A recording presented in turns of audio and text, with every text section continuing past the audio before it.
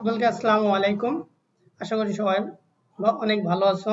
আমরা আজকে তৃতীয় অধ্যায়ের 15 নম্বর পৃষ্ঠার সমাধানগুলো সম্পর্কে জানবো। কথা না বাড়িয়ে আমরা প্রশ্নের উত্তরে চলে যাই।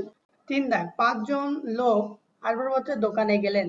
তারা উপরের চিত্রে দেওয়া মূল্য অনুযায়ী 2টি আলমারি, 3টি টেবিল এবং 12টি চেয়ার কিনলেন এবং মোট মূল্য তারা 5 জনের সমানভাবে ভাগ করে দিলেন। প্রত্যেকে কত টাকা করে পাবেন?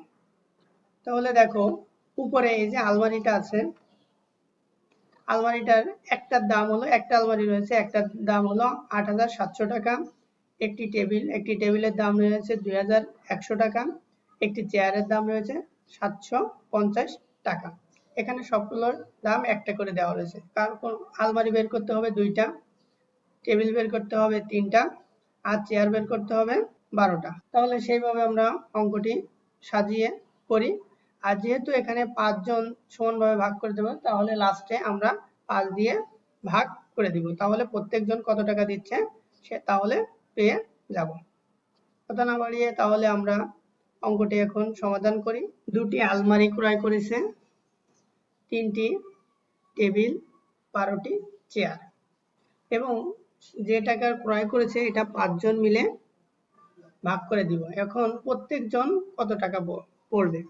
তা প্রতিজন, তাহলে একদম শেষে বলেছে এক একজন করে কত বলবে, যেহেতু 5 জন তাই যে আগে 5 দিয়ে ভাগ দিয়ে নিয়েছে। দেখো, এখানে 2টি আলমারি ক্রয় করেছে। একটি আলমারির দাম হলো 8,700 টাকা, তাই 2 দিয়ে গুণ দিয়েছি। যেহেতু 2টা তাই 2 দিয়ে গুণ দিয়ে আমরা উত্তরটি বের করেছি।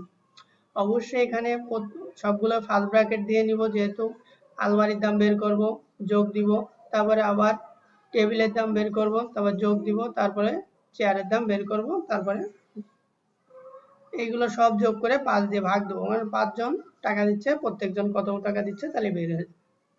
তাহলে গুণ করে আমরা লিখেছি, গুণ করলে হয়েছে 17,400, যোগ চিহ্ন লিখেছি।